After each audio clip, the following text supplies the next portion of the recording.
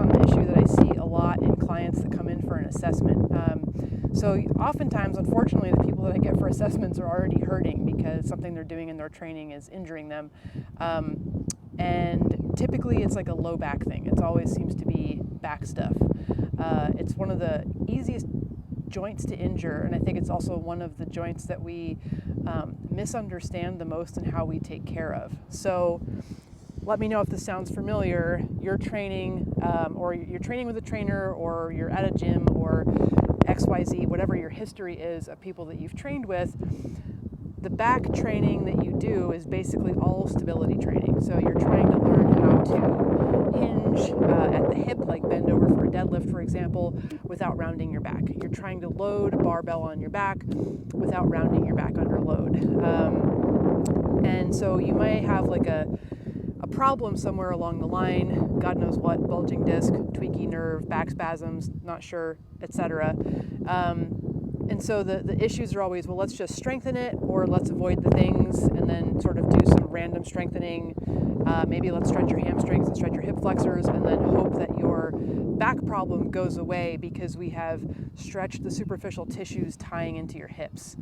I don't know about you, but to me that doesn't really sound like a great option, unless for some reason it just does so happen to pertain to the superficial tissues that tie into the hip. So what we do in an assessment is we'll look at your actual spine. Is it moving well? And so usually what you get with a spine is a couple of vertebrae that move a ton. So everyone has a real bendy spot. Most people have a very bendy spot at the base of the neck and at where the head meets the neck, and then somewhere in the middle of the back.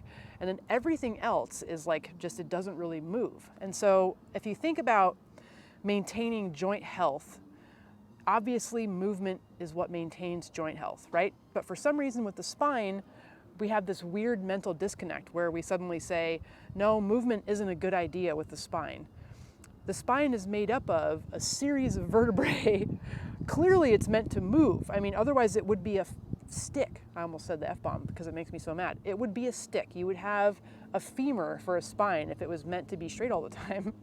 So to improve the health of the spine, it's just like any other joint. You want to move the joints, you want to strengthen the joints, you want to make those joints capable of what they do, of bearing load, of transmitting force, and of being stable. And right now we just do the stable thing. And so if you have a spine that has all these hinge points and has all these sticky spots that don't move, you can throw a lot of muscle mass onto that, but it's not going to improve the functional mobility of that spine. It's not going to magically make those joints better at all. So we have to learn to move the spine. So I do these assessments, I look at the spine, it's not moving, we have to get the spine moving. So you need a tool, which would be basically like cat-cow pails and rails, spine stretch pails and rails, building those positions, also isolating the spots that move too much and teaching the other spots that don't move to move.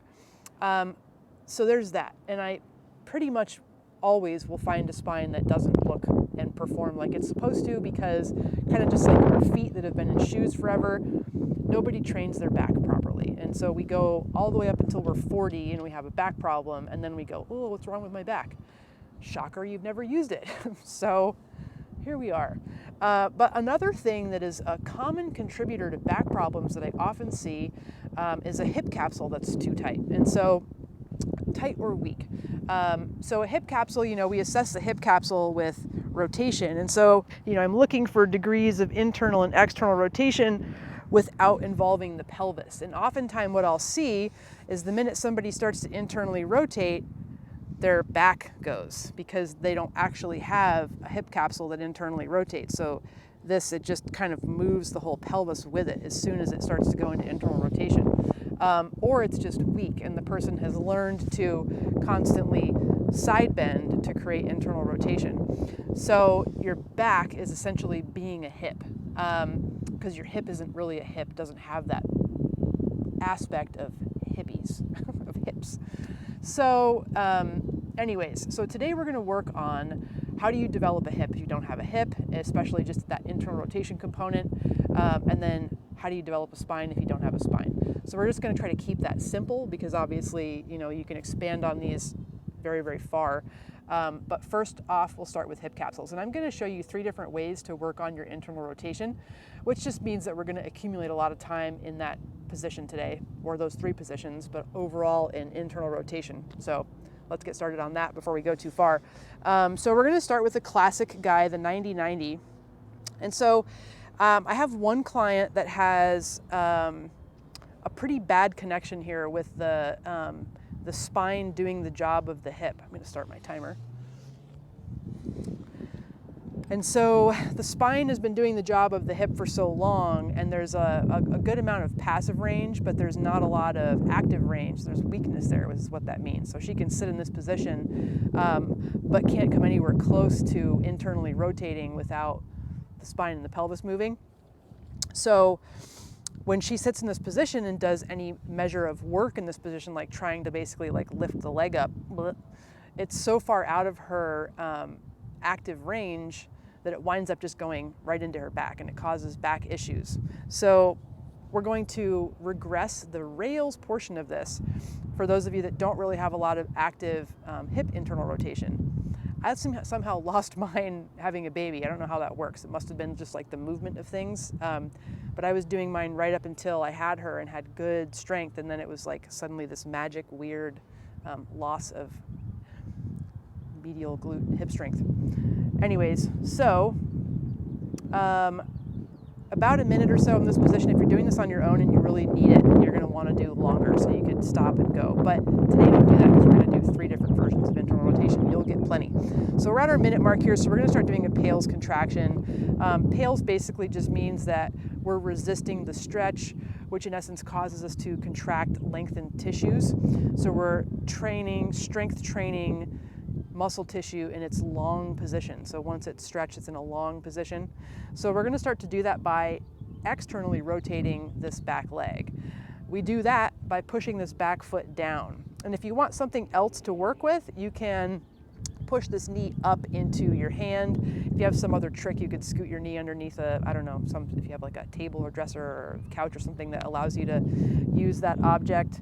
We're learning how to generate force here and just squeeze stuff without moving, but sometimes it helps us to have something to push against. It makes it a little easier to work, which turns it kind of into an external thing, but sometimes that helps. So squeezing stuff, pushing foot down, or pushing knee up and foot down, and slowly relax. Okay, we're just going to try to get a little bit more range of motion here, and so we're going to do that by trying to sit this down some. If you find that you're cramping a ton trying to sit in this position, just try going out, because basically this is also a lot of hip abduction. So if you don't have that abduction, it might be easier to just go here and then try to rotate your belly up towards the ceiling or sky if you're outside. I should have worn my silver outfit today, because these black pants are just sucking in the sun. Burning. Hot pants. All right, so we're gonna come on out of this. And then we're gonna do basically a version of, we're gonna figure out where we have liftoff. So you're going to lift up here and then kind of roll towards where you are. So try that again. My hips are stacked and I'm straight here, and I'm internally rotating, lifting up. I'm gonna hold that rotation with the femur and then back up to it. And then I'm gonna just try to lift again, right at that challenging edge point where I can't really actually lift the foot off, keeping your hips facing whatever that angle was. And relax, sink a little bit more if you can. And then come back up. And again, we're gonna lift up and then just roll back to it. All right, let's go other side. So if you can, try to sit this down, try to turn towards your back leg. If you need to, you can lean back so that it's less abduction. Any kind of, any position that you can put your femur in, there should be able to have a degree of internal rotation. So you can come up with as many different positions as you can think of for this. Even like I noticed my my baby, she squats oftentimes with her feet kind of way out to the side.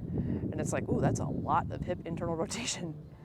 Some Olympic weightlifters that, you know, because basically if you're an Olympic weightlifter, your priority is your sport usually. And so the goals there are to catch the bar with an upright back. And if you don't have the very specific leg mechanics that allow that to happen, a lot of times what you wind up seeing is like an internally rotated hip and externally rotated tibia to sometimes a really high degree. I saw this Venezuelan lifter the other day, and it was like, whew, geez, you know, major knee wraps on too. I would not doubt the guy might have some knee problems, but it was pretty extreme.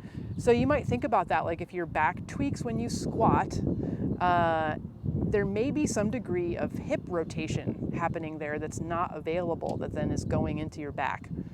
There's all kinds of things about a squat that can irritate a back. You can have bad hip flexion or inadequate hip flexion for the depth that you're squatting to, or you can just have those funky spine mechanics where you've just had one poor joint that's just always bearing load, moving too much, and then it just over time just says, you know what, forget it. I'm tired of this.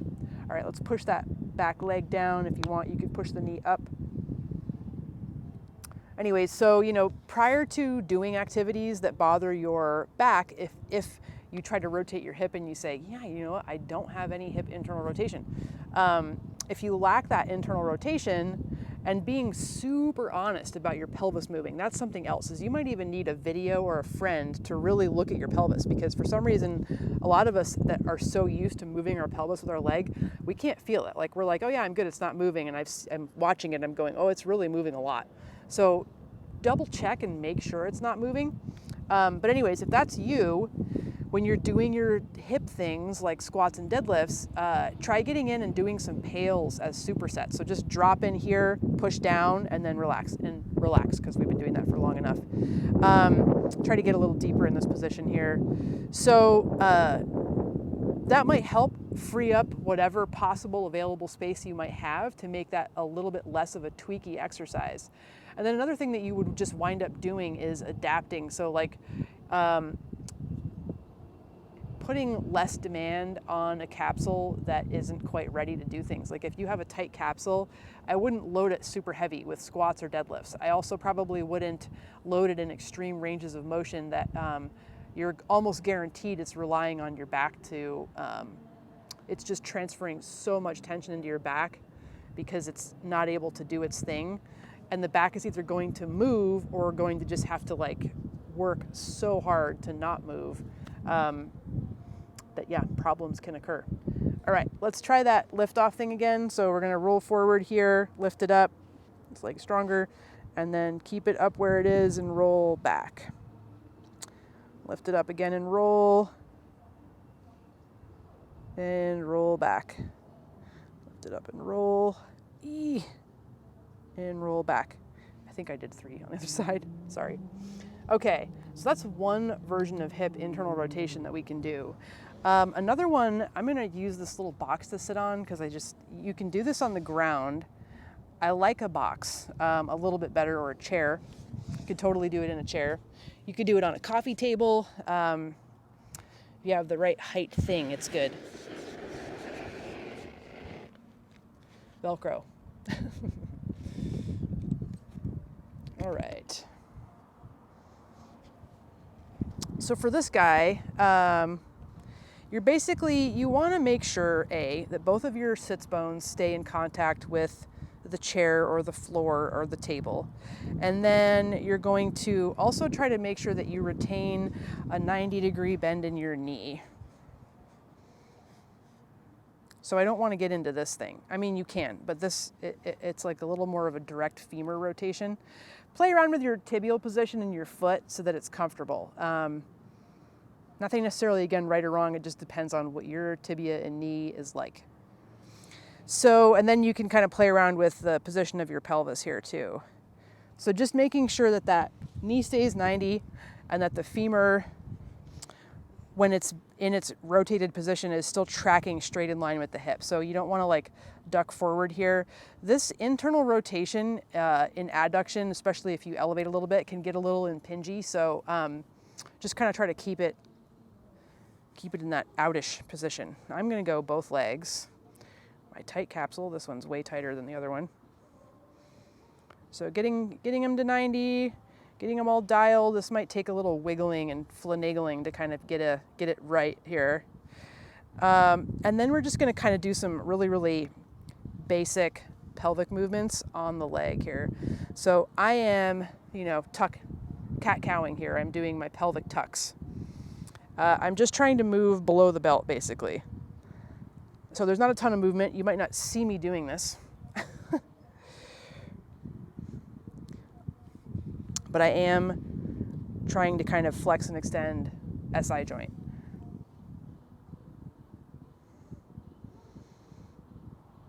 And I feel a huge amount of movement in the hip capsule itself. Like there's just a lot of different points to load as you go through these pelvic tucks. So you really kind of feel the pressure points shifting through the hip capsule.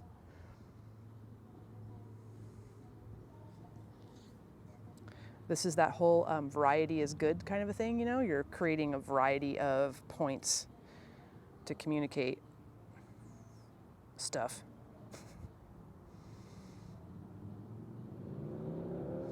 It's like your brain's own assessment. Your brain is assessing your joints whether you know it or not. Whether it gives, you don't consciously have any clue what it's saying. Maybe you do. If your joint's a mess, you're like, oh, something's wrong. Like if you have a lot of neurological tightness around a joint, that's your brain telling you something's a little bit off with that joint or a joint next to it. Slight clue.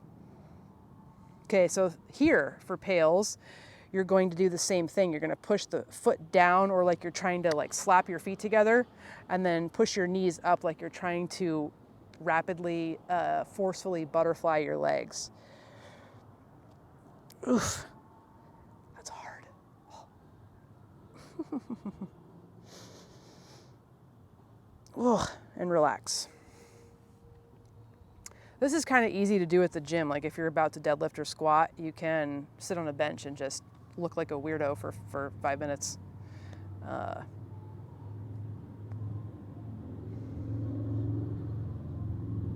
But we've had a few people literally that have just had really, really bad back problems, and it's been 100% tight hip capsule and internal rotation. So if your trainer doesn't, speak Kinstretch, they're probably not assessing things that way. And that's what I love about Kinstretch, is it just has the best hands down assessment system.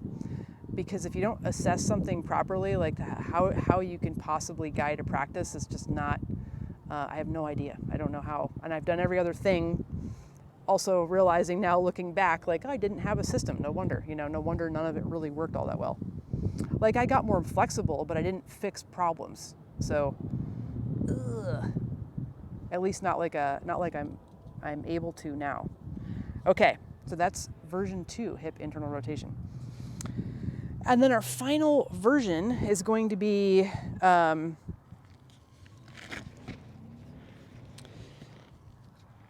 with the kettlebell here. So it doesn't need to be a kettlebell.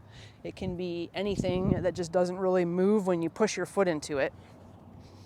I'm going to go at a slight angle here because this one just for some reason is always confusing to people.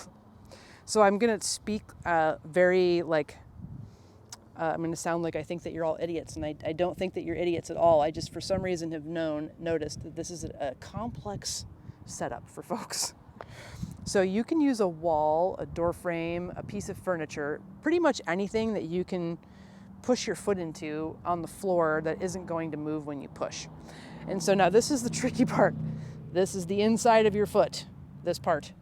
We're going to put the inside of our foot up against the kettlebell. And we're kneeling. Okay, so you got me. Inside of the foot up against the kettlebell. And this turf is hard, so. Just going to go all the way back there so it's a straight line. Okay, so the inside of your foot is up against the kettlebell. You're in a half kneeling position. Your knee is underneath your hip. Now what we're going to do is we're going to turn our pelvis open back towards that foot. So if you can see what's happening here as I am internally rotating the femur.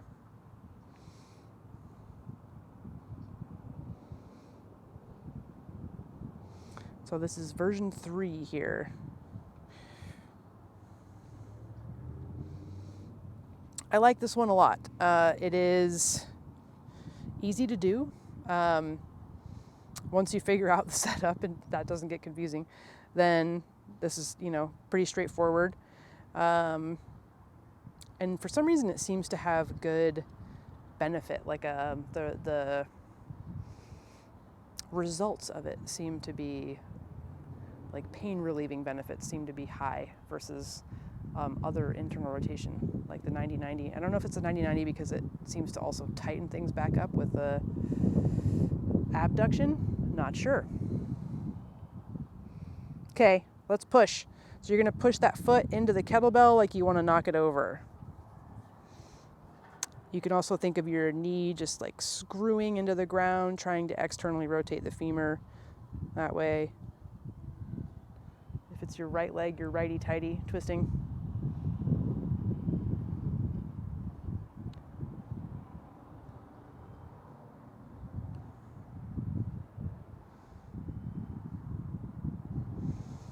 My poor skin is not seeing enough sunshine, I gotta tell you. Okay, relax. Okay, and then other side. So, again, sorry, inside of the foot on the kettlebell or the furniture.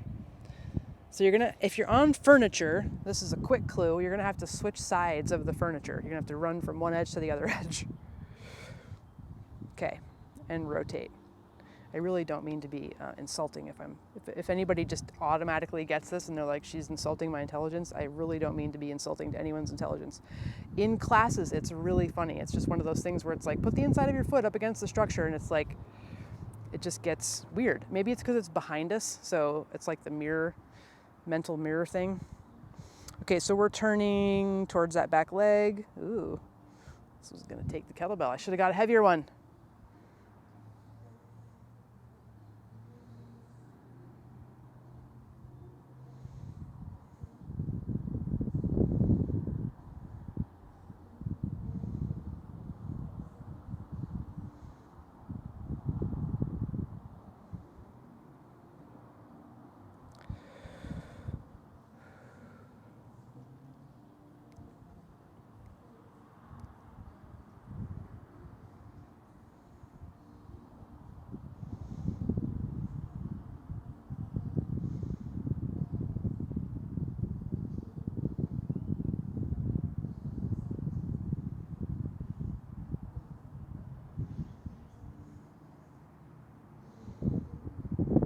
Okay, ready?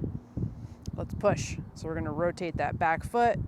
If you were to try to bring it farther around behind you, I'm on my left leg, so I'm tightening lefty or loosening lefty-loosey right now.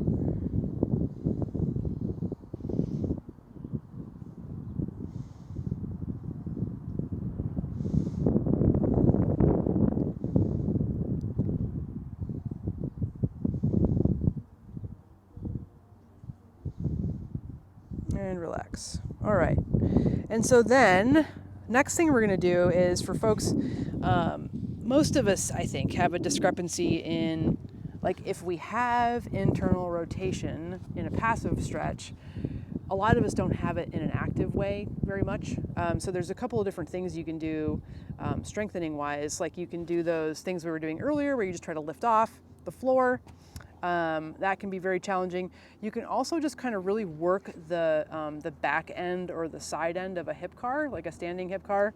So, or I guess really any of them, but that transition from being externally rotated to internally rotated is really hard. So here we go. All right, so what I'm talking about is if you are facing sideways here, so you can go from this part here where you're externally rotated, so your foot's forward.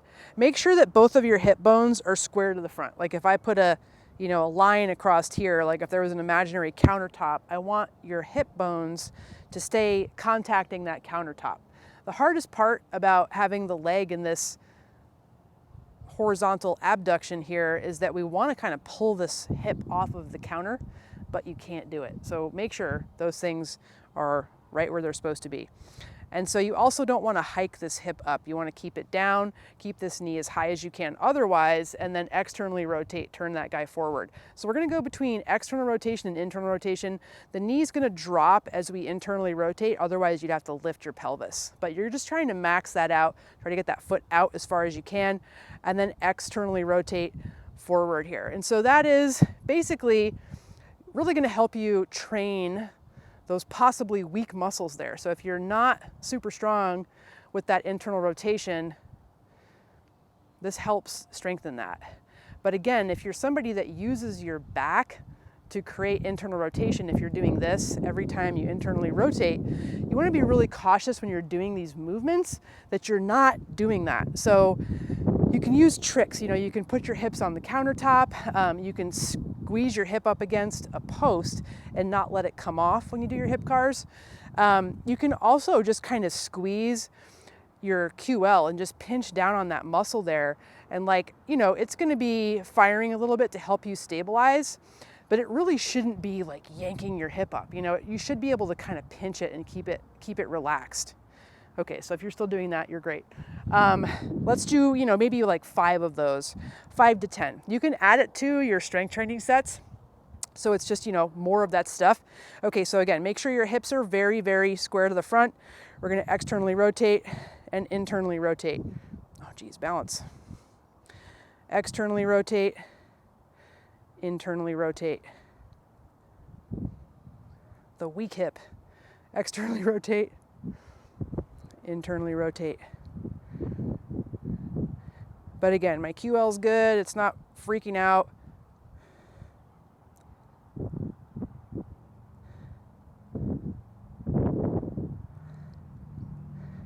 Ooh, I feel it though. All right, side butt. Yay, side butt. Okay, hip internal rotation. That's how you develop it. That's how you strength train it. There's obviously lots of other ways to do this, but here's a start. Okay, so then we're gonna look at some spine stuff today here as well. So, you know, we can start off by just doing your cat-cow. And so, you know, you have your up and your down global positioning. And so if you don't have someone to assess you, you can use, you know, if you have sort of a concept of what a spine should look like, you can use some mirror video and just get an image. So it's like, you know, for me, this is kind of hard for me to flex. It doesn't like to flex. And also this upper back here between the base of my neck and mid scaps, and then also my cervical vertebrae above C7, none of those things really like to flex much. So I got to try to focus on that and get those guys going. Extension is good. I'm an extender. But you know, you might notice that I have probably a hinge point, like in this middle part here. It really likes to do a good majority of moving, and not sure if there's a ton of SI joint contributing to that. Or obviously T-spines are really notorious for disliking this position. So you can assess just globally, you know, what kind of movement you have.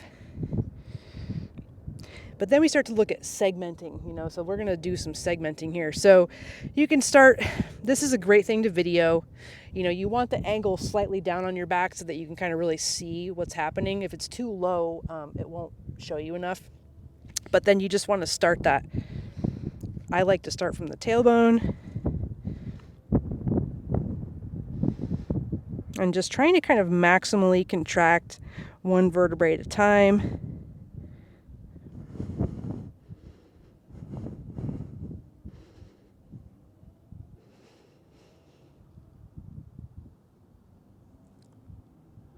And, you know, what you also want to look for as that's happening is muscle sensation and contraction. So you should be able to feel the transition from the top of your body and the back of your body where the tension shifts and it kind of, chases one, like along this line, basically. I get to a point where my back doesn't segment very well, which for me, it's my upper back. And it's like, yep, I don't have that sensation. Like it just kind of is this thing that happens. So look for those sensations and you should be able to get better at feeling it, like, putting your brain in your muscles. Like, you can't control things if you can't even like connect to them. So connection is starting as part one of your journey to spinal mobility, connecting your brain with your muscles. Okay, let me go the other way. I like to start from the tailbone on this side too, because it just feels fair.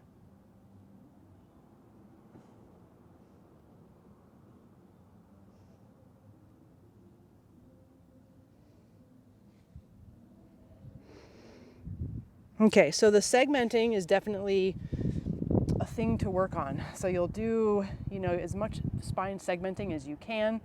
And if you notice that you have a really, really gnarly hinge point, you can use some means of feedback and try to block that spot. So one thing I like to do is use the ground or a wall. And since I have a ground and not a wall right now, I'm going to show you one way that you can get some feedback. So for example, if you have a pretty vicious, mid to upper lumbar or TL junction hinge point, you can glue that and everything north of that down to the ground and then try to segment up and down below that. So it's basically like a glute bridge where you're going to roll up and roll down. And now because I have super duper tight flexion, and not the very most mobile SI joint and lower lumbars, you're not going to see much. It's nothing to look at here. But I want you guys to feel it. And so essentially I'm going to exaggerate now. What I'm doing is rolling up and rolling down, but I'm only going to roll up to this point here, which means that I'm barely going to get far enough off of the ground for an ant and his friends to climb under, to creep, probably like army crawl for an ant underneath my sacrum. But that's what I got. It's tight. And then roll back down. If you let yourself go up to your hinge point, you're like, oh yeah, this feels really good. But just don't. Keep the hinge point down because it's everything below the hinge point that needs your attention.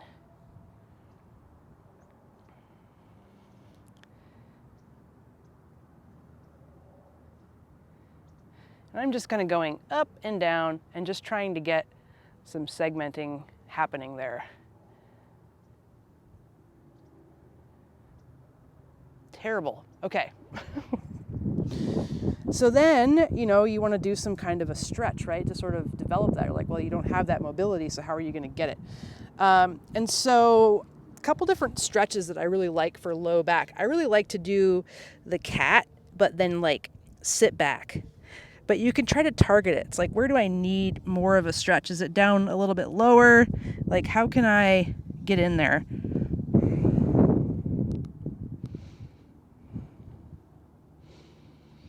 Like right on the microphone, sorry. And so I'm using kind of the force of my arms. You have to use your abs. There's like no way to stretch your low back that I've found without using your abs. But you just have to kind of really pull up here. And then I'm, hooking my arms around underneath my knees to just kind of generate a little bit more of a passive load here.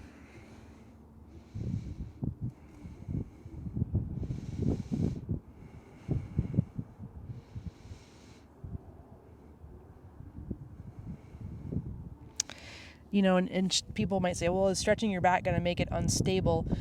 It's just like stretching anything. If all you do is stretch, then yeah, if you're just going to make your back bendy, but we're going to do work here so that we're strengthening the movement that we're opening up.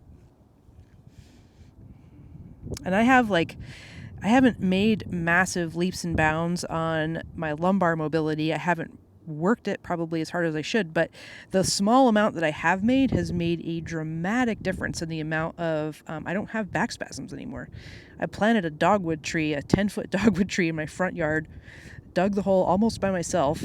It took me forever, and then Grayson came out and did like a ridiculous amount of work in 6 minutes. But anyways, I would normally have had a ridiculous back spasm after that, and I was fine. So it's working. The small amount is really goes a long way to preventing cranky backs. Okay, so then here what I like to do is try to open this up. So my pales contraction is just resisting this. So it's like I'm trying to straighten my back out and I can't.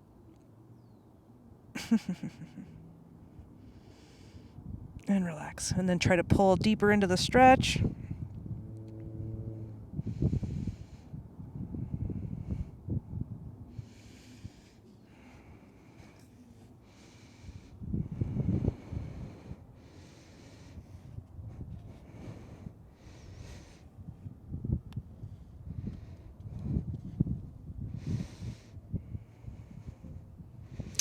Down here is where I really need it. So, you can try to find something, because I'm getting it more up in here and not quite down at that SI joint level. So maybe like trying it down here. Can you get it more into that spot down this way? It's hard. It's hard to find a back stretch that works for that. Yeah, it's that Spina quote. You can't move what you can't move. It's just like, it doesn't move. So finding your position, this could be another one, like trying to really get deeper into this stuff and then just really working that pelvic tuck. Like I'm just focusing they call it bowing the stretch. So you're just trying to target the specific tissue that needs to be bent in order to stretch, and then you're really trying to bend it. And so for me, it's my SI joint down here. Like this stuff is tight, but this is just silly. Like this thing right here is just kind of a little brick.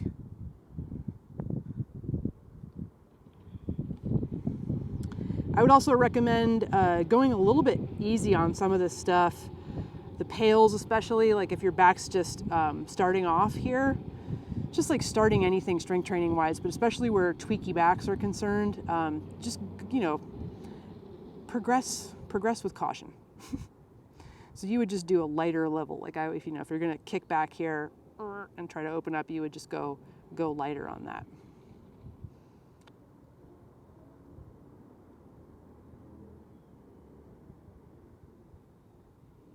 Okay, here I'm going to do that pales contraction. So I'm just trying to open up this ball, and I'm isometrically loading my erectors, like I'm trying to kind of push my sits bones into the ground, but I'm going to contract my stomach hard enough that it won't allow me to straighten out. And then tuck a little bit more. Okay. And then you're going to retest, of course, right? So you're going to go back down into that position and then see if there's a little bit more segmenting down below that spot. And I did get a little more, so that's good news. Up and down I go. Okay. And then for those of y'all that need spine extension, typically extension is missing from upper back. If you want to go full back, you can. And so, this is one way that you can stretch this position. You could, if you for some reason have super mobile hips and arms, you could do a bridge stretch. Although if you need spine extension, I'm very doubtful that you have a bridge. Or you can do some sort of iteration of like I really like just thoracic extension. So you can kind of try to keep your lower ribs on the ground and then just try to arch up and get your chest up and forward as much as you can. Don't worry so much about your neck either, so don't crank your head back. Just really think about trying to open up through your breastbone a lot.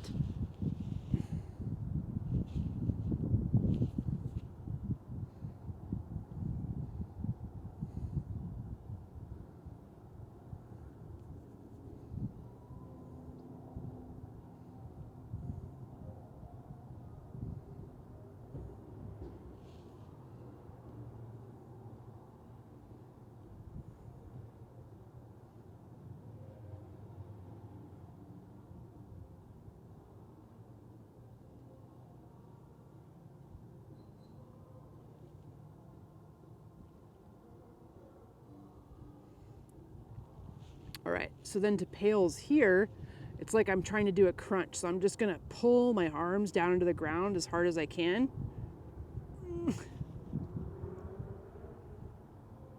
But like I'm trying to do it with a sit-up, not necessarily just pushing with my arms.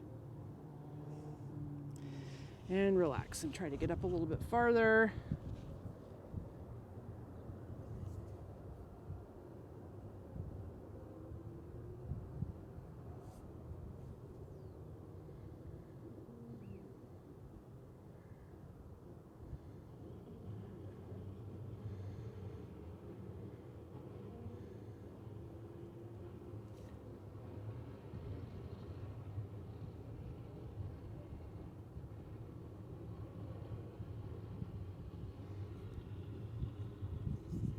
Okay. So a test, a segmenting test for your upper back is, being able to kind of segmentally lift up. Unfortunately for you, you got to do a sit up and segmentally compress back down.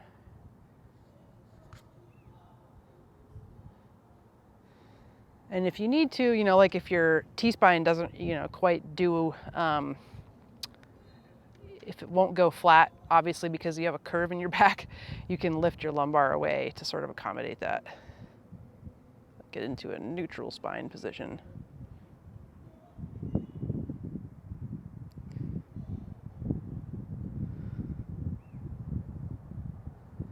One more of those.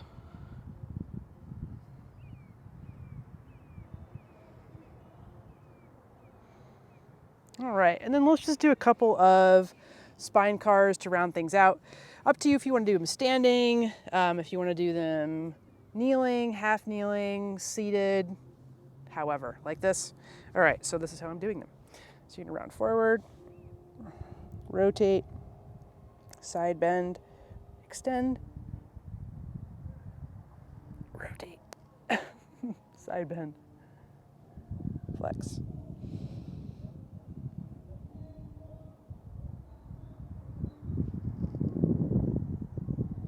And then 2 in the other direction.